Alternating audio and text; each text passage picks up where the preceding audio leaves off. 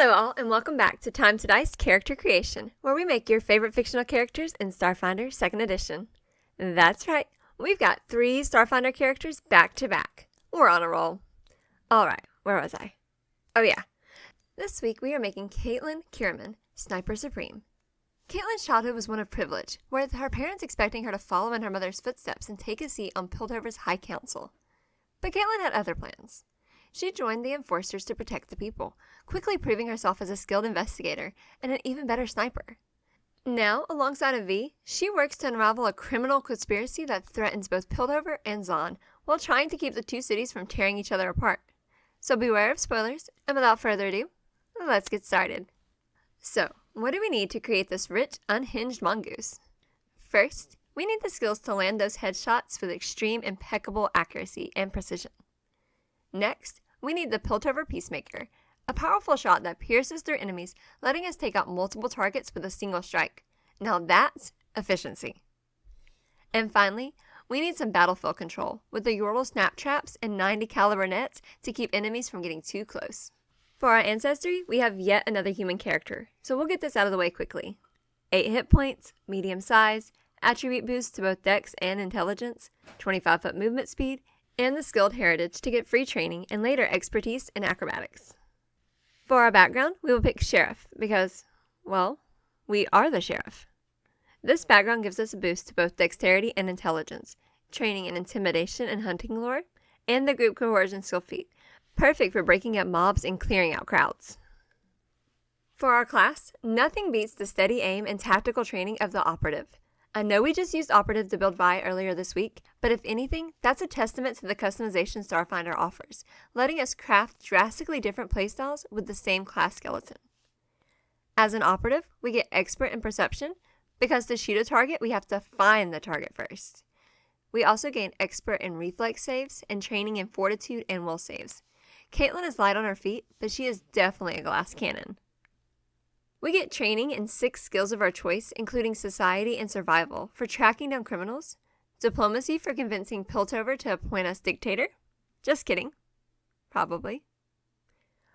Arcana to almost understand Jace's Hextech studies, Crafting for making snares, and Athletics, because for someone who's supposed to be a sniper, Caitlyn sure gets into a lot of fistfights.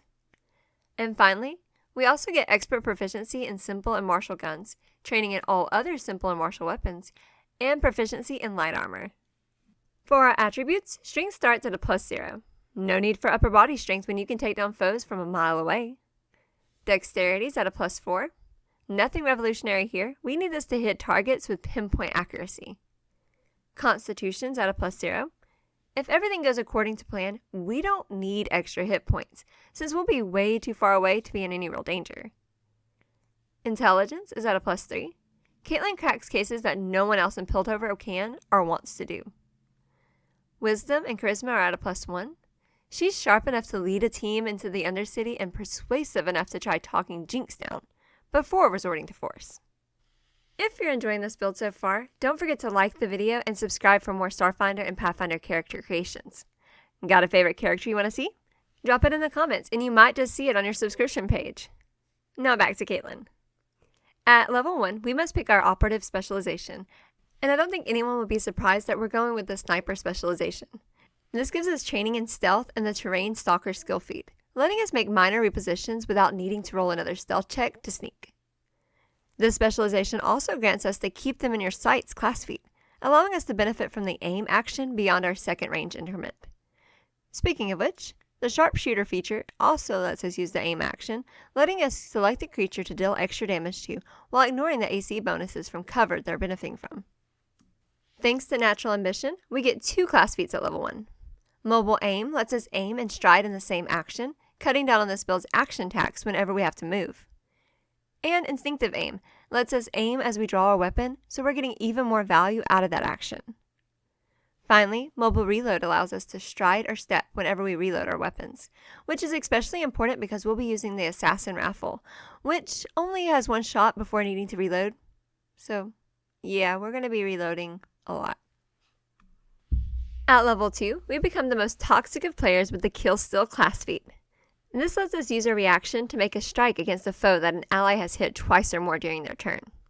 A perfect combo for teaming up with someone like Vi, whose agile fighting style ensures she lands plenty of hits.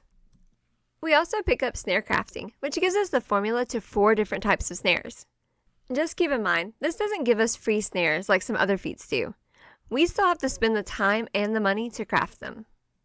At level 3, we pick up the general feat Barricade, granting us portable cover wherever we go. Level 3 operatives also get the Focus feature, increasing our will saves to expert proficiency. And On the Move, which grants us a tactical advance action, letting us move up to half our speed without triggering reactions.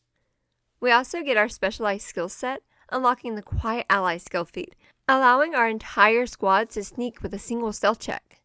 Sure, that check comes from an ally with the lowest stealth, but a single 50% chance of success still beats our 4 rolls that are each at 80% likely to succeed in situations when the entire squad needs to stay unnoticed. At level 4, we get the Hampering Shot, slowing our foes down much like the 90 caliber net. This feat lets us take 2 actions to aim and strike, making the creature off guard until the end of our next turn. Perfect for the Assassin's Rifle, which deals extra damage to off-guard foes thanks to the Backstabber trait. We also pick up Experienced Tracker skill feat, allowing us to track foes at a full speed with a -5 penalty to our survival check, at least until we reach Master Proficiency in Survival, where that penalty disappears entirely. Level 5 gives us the Clever Improviser Ancestry feat, ensuring we're never truly untrained in any skill we might need for an investigation. We also get Master Gunner, increasing our proficiency in guns to Master, and Urban Operator, allowing us to ignore difficult terrain from crowds and shoot into them without collateral damage. Because that's definitely a good idea. Level 6 gives us Disarming Shot. Jinx is always a threat no matter what weapon she's holding, so let's make sure she isn't holding one. Simple. The Streetwise skill feat ensures that if we can't find our target, we can ask someone who can. Pretty fitting considering the kickoff of Act 2 is Caitlyn asking V for help going into the Undercity. At level 7, we take the Toughness General feat. Caitlyn is a glass cannon, but we don't want to go down in one shot. Operative's Edge gives us a bonus to initiative rolls, keeping us ready for an ambush, while Operative Reflex boosts our reflex saves to Master and upgrades successful reflex saves to critical successes. Weapon Specialization increases our weapon damage, and our specialized skill set grants us the Foil Senses skill feat, letting us hide from creatures even if they have special senses like scent or tremor sense. At level 8, Devastating Aim increases the damage from our aim action from D4s to D6s. Not much to say about straight damage boosts, they're good. We also pick up the Courtly Graces skill feat, representing the training we received to take our mother's place on the council before throwing it all away to play hero in the streets of Zon. At level 9, we pick up my favorite feat in the game, Multi-Talented, letting us dip into Gunslinger for free. It doesn't do much for us right now, but soon, it'll grant us access to key feats that really make this build shine. We also get Specialization Enhanced Exploit. For Sniper, that means if we miss our first attack against a mark, we effectively get a redo, ignoring our multiple attack penalty and our weapon's unwieldy trait. And finally, Operative's Resilience increases our Fortitude proficiency to Expert. We immediately make use of our Gunslinger options at level 10 with the Munitions Crafting feat, giving us a number of reagents that we can craft each day equal to our level. These reagents can be used to create bombs or alchemical ammunition of level 1 or lower.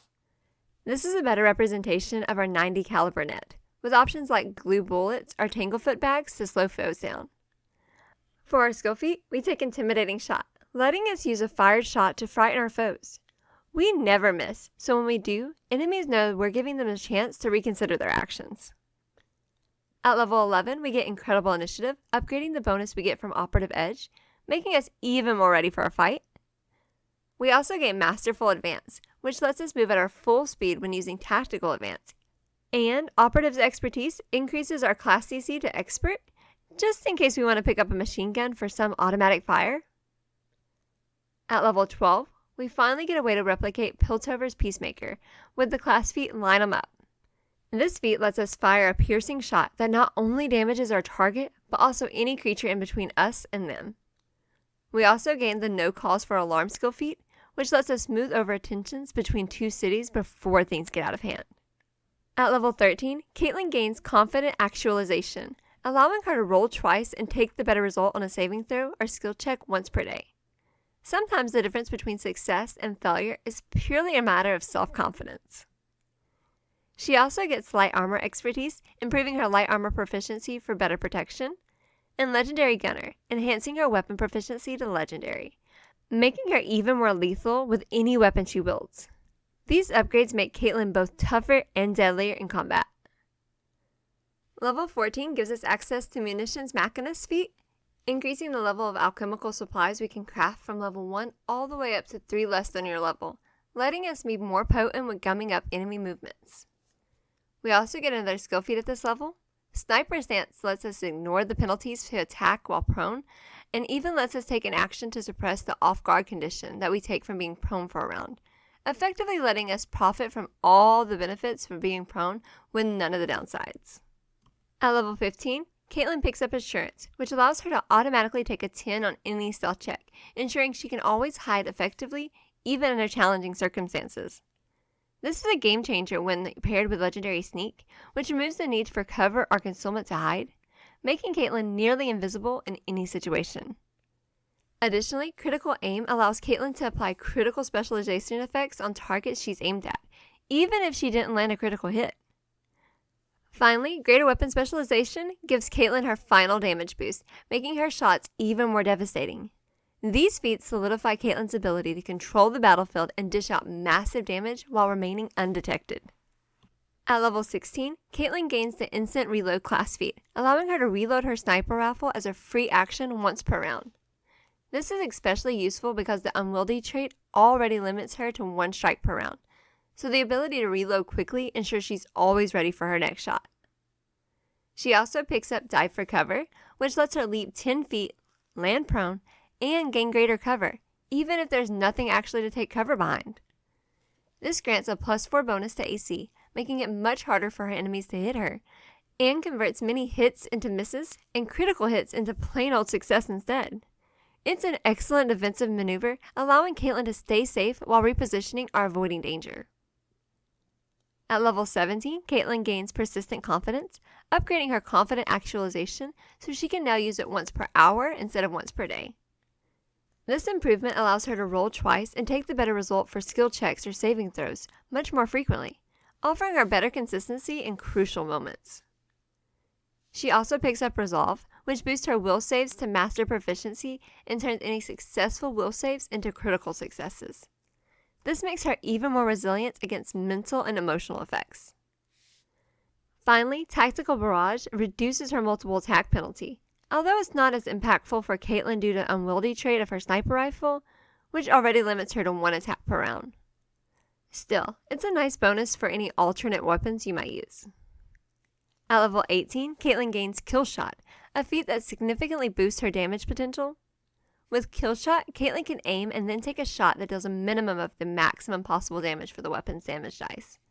And if that shot is a critical hit, she can either double the damage or take the maximum damage, whichever is higher. This provides a huge spike in damage output.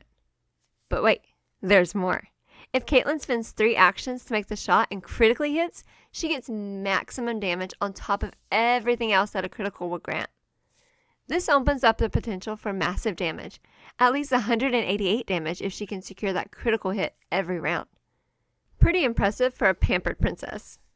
And to top it off, Caitlyn also picks up Kip Up, allowing her to stand up as a free action. As usual, level 19 gives us a treasure trove of new abilities to play with, going in order of usefulness. We get Quick Jump, letting us make long and high jumps as a single action. Light Armor Mastery increases our armor proficiency to Master, and Incredible Senses boosts our proficiency to Legendary. And finally, the Galaxy Renown feature allows us to get Legendary proficiency with all guns, including advanced ones, master in our class CC, and upgrade our tactical advance to move twice our speed without provoking reactions. At level 20, we cap things off with Infinite Aim, allowing us to aim for free at the start of each turn. While this might sound powerful, most of our big damage abilities already include the aim action, so we don't have to save an action most of the time. Still, It ensures we're always going to get that extra damage if we need it. Lastly, Swift Sneak lets us move at full speed while sneaking, ensuring we can stay on the move without giving up our stealth advantage. Alright, that's the build out of the way. Now let's get to what you're really here for, the pros and cons. Wait, come back. First off, we have legendary proficiency and maxed out dex, so we can very rarely miss a strike. Next, our damage potential is through the roof. With greater weapon specialization and kill shot, enemies have no choice but to deal with us. And finally, we have the skills to make sure they can't do that, between using our enhanced mobility to keep out of range and snares to slow the foes down. For cons though, all of our actions need us to aim first, and we have to reload after every shot. And if we want to make use of the backstabber trait on weapons, we need to hide. We have a lot of actions to set up is what I'm saying. Next, if foes do manage to surmount the insurmountable gap between us, we aren't lasting long. And finally, the unwieldy trait means that while we're great in one-on-one, taking down swarms of enemies might be better left to Jinx, if you can stand to team up with her. And that wraps up our build for Caitlyn Kierman, the ultimate sniper of Piltover. With pinpoint accuracy, battlefield control, and devastating headshots, she's a force to be reckoned with. Just don't let anyone get too close. If you've enjoyed this build, be sure to like, subscribe, and let me know in the comments who you'd like to see next. Until then, keep rolling high, and I'll see you next time.